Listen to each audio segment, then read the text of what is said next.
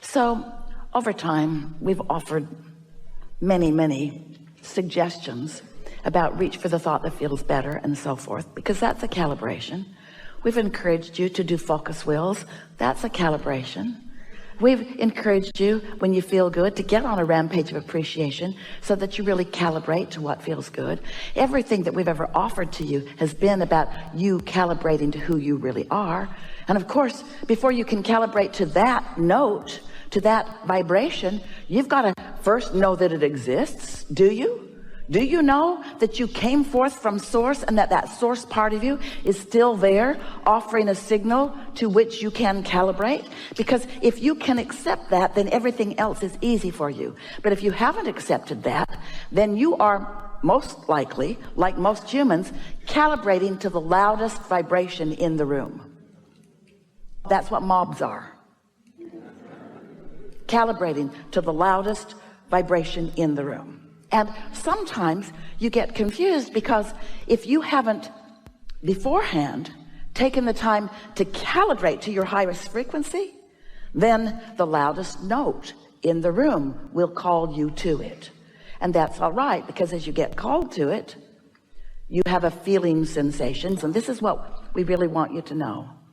You may accept it just because we say it. You may accept it because you knew it before we said it. You may accept it because nothing else makes sense to you. You may accept this. We want you to come to accept this. You are source energy, and a part of you is here in this physical body. And the strongest calibration, the strongest signal that you are, is one of pure love. One of knowing well-being, one of loving self, and one of loving others. But that love word is so overused and so misunderstood that it's maybe not even the best word to use. The God word doesn't work either, because so many of you think so many things about those things. So we don't want you to calibrate to a word. We want you to calibrate to a feeling. And we want you to do your best to decide that feeling good is a good thing. That feeling good is a good thing. So what we're talking about incessantly is identifying a vibration, a desired one, and then isolating it by focusing on it and not other stuff. And in doing so, eventually calibrating to that frequency. And now what's happened is you are one with you. Now, what's the benefit of being one with you, with who you really are? You've been around a long time. You've been calibrating longer than there are human words to describe or human concepts to comprehend. You're old. And that you that has become is pure positive energy, and it is dominant. That's why well-being abounds, even if you won't admit it. So this whole of who you are, this pure positive energy of who you are, this pure positive energy of who you are, has a point of attraction. Law of attraction is responding to that you. If you've been hanging around with us for a while, you've heard us say, we say it often, one who is connected to this stream of well-being is more powerful than millions who are not. So that point of attraction is powerful, more powerful. Hard to define how much more powerful. And we want you to contemplate for a moment with us why that part is so much more powerful in its point of attraction. Because there's no contradiction in the energy. Because the vibration has been identified and isolated and calibrated. And so since there is no contradiction, that signal is strong. Sometimes you calibrate to a signal that is not coming from source. It's coming from fear, or groups of people who are fear, rivers and streams, because every thought that's ever been thought still exists, and the law of attraction manages those thoughts too. So there are plenty of beliefs and thoughts and rivers and streams that humans think that if you're just bipping along, not thinking anything and just slightly negative about your life experience, you can easily, because law of attraction will draw you there, because law of attraction isn't doing what's best for you. Law of attraction is not even trying to do what's best for you. The law of attraction is not your mother. The law of attraction is an equal opportunity across the board responder to your vibration and a matcher of vibrations. So if you are ornery about something, the law of attraction will say, here's some more, here's some more, here's some more. It's just the way that it works, you see. So as the law of attraction is responding to everything that is abounding, you have choices. You can calibrate to wanted or unwanted, but you can't all of a sudden, after you've been calibrated, after you've been noticing, after you've been complaining, after you've been observing. Do you know? Heard us say this many times if you've been hanging around with us. Most humans offer most of their vibrations in response to what they are observing, which is a good thing if what you're observing feels good, but it is not a good thing if what you're observing feels bad. And if you've got the habit of observation, then you're going to have a mixed bag, and you're not going to be like your inner being who is consistently pure positive energy. Now that's okay. You're not ever going to be that until you croak. You're not ever going to be that until there is nothing in the physical realm that has your attention. And you came to the physical realm intending to give your attention to things in the physical realm, because calibrating to unwanted gives birth to what is wanted, and that's the evolution of all species. It's the expansion of the universe. It's a good thing, not a bad thing. You just have to decide, once you've taken that step one by knowing what you don't want and asking for more, you just have to decide if you're willing to start looking toward what you're asking for, or if you're going to stay in the defense mode of explaining to someone, usually your mother, why you want it. That's what other humans do to you. You say, I would really like this, and they say, what makes you think you deserve that? Most of the world doesn't have that. Who do you think you are? And you're usually not with it enough to say, I'm source energy in a human body, and I get what I want. You're usually not frisky enough to say, oh, well, it's nice talking to you. I think I'll go over here where I no longer have to talk to you. Because you are seeking calibration from me. Because now, why do you do that? Why do they, why does anybody, why do you seek understanding of others? Why do you want them to get you? Why do you want them to get you? Because if they get you, you feel better. You feel better than if they don't get you. We get that. But why is it important for them to get you? Here's the answer. Here's our answer. Take it or leave it. Here's our answer. The reason that you want humans to get you is because you've forgotten who really gets you. You've lost track of what it feels like to really be tuned in.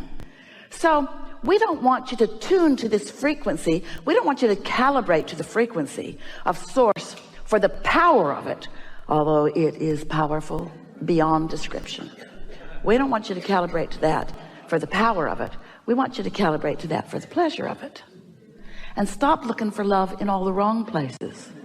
Stop looking for it with somebody who's depressed, or somebody who's jealous, or somebody who's lost.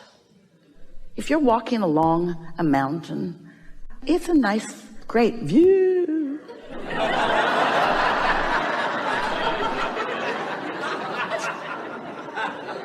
And you're not feeling all that stable. And there are a couple of people with you. One, clumsy and dumb. Chances are that person's going to walk right off the cliff and not even know it. And then there's somebody else, sure-footed and stable, paying attention. Which one would you be glad was walking close to you? And we're just saying, your inner being, your source, is not just walking close to you, is all over you, surrounding you, infused in you, flowing through your streams, your air streams and your blood streams and your vibrational streams. You are so understood and so loved and so wrapped in this stable love But if you're focused upon something that's a different frequency, you don't know it. And you see, it's your perception that matters. Your inner being can love you unequivocally, as your inner being does, eternally. But if you don't know it, you don't get the benefit of it. If you know something else, you're blocking that. If a tree falls in the forest and there's no one there to hear it, did it make a sound? Nope. It made a vibration, but if there isn't an ear there to translate the vibration into what you call sound, there was no sound, there was vibration. So you got to tune to the frequency of source before you have that knowing. The existence of your source within you is only meaningful to you when you know about the existence of your source and you calibrate frequently to it. And you know, the more you calibrate to the frequency of your source, the better you'll feel, first of all. But then something else happens. People used to say to us in the early days when we would encourage meditation, and they would begin meditating sometimes for the first time in their life. And then they would say to us, Abraham, is it normal for all hell to break loose in my life when I begin meditating? And we would say, yep. Because as you calibrate to that frequency of who you really are, when you're not calibrated to that frequency, you notice it more. The more you are that loving being that you are, the more painful it is to be otherwise. You just get so you can't stand it, you see. And then what happens to so many of you, you begin associating that discomfort with the people or experiences, usually experiences that include people, that are present when you feel the discomfort. And then you think it's their fault. Because before they were there, you didn't feel this way. So they should change. They should do something different so that you can feel better. And that's what we mean by calibrating to things that are unstable. We're not talking smack about humans. Well, we sort of are. You're blessed and you're beautiful and you're magnificent and you are a balance of contrast just like you knew you would be. So let's go back to this business of when you see something that you like and you focus on it, it feels so good. But then when you see something that you don't like and you focus on it, it feels so bad. Let's talk about the disadvantage of looking for feeling good in that way. Because as you look for it there, and find it, now you're holding that person responsible to hold you in their gaze. They got to be stable. So you're not giving them the opportunity to have their own expansion.